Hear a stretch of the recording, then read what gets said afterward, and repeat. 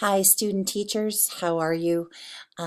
This is Teresa Pedersen coming to you this week just to give you a few more tips and tricks about how to succeed in EDU 580, EDU 547, EDU 548, and EDU 549.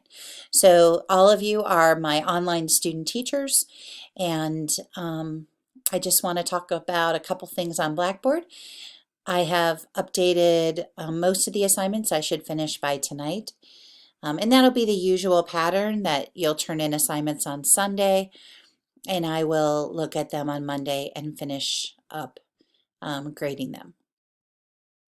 So the very first thing you need to notice is the must start here. If you have not filled out the discussion board and the start date assignment, please do that immediately. I have tried to contact everybody individually about that. Whether you're going to start student teaching in March, it doesn't matter. That's great, but you still need to let me know what your plan is. So please handle that. And then I need your student IEP required by day 10. Now that's day 10 of your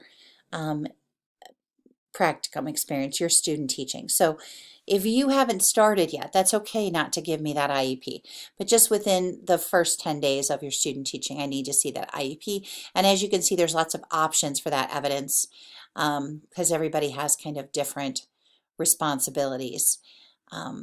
Then you're going to go back here and then you're going to start on week 1. So that week 1 doesn't have a date because your week 1 could be different than somebody else's. So you're going to go into week 1 and you're going to notice that you have to do 2 lesson plans and 1 weekly report. Now, some of you are doing part-time student teaching, stretching it out over a longer period of time, and I've spoken to you. You do not do 2 lesson plans per week. You would do 1 lesson plan because the total lesson plans doesn't increase when you have to do part-time student teaching. And then you turn in the weekly report. I would prefer that you use the lesson plan template that is attached. You can, download it, use it each week. If you want to use something different, present it to me. Go ahead and do a week in it, and then we can decide if it meets all the requirements, because I am open to that without a problem as long as it meets the requirements. The other thing that you need to be aware of for the beginning of student teaching is that you will have student teaching observations. I would prefer that you have one in the first half of your 15 or 20 day student teaching, depending on which course you're in, that you get that arranged in one during the first half and one during the second half. Please be aware that these forms need to be signed. And we would prefer to have wet signatures if possible.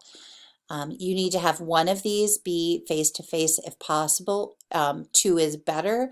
Knowing COVID is an issue, however, the state does allow for you to do this online.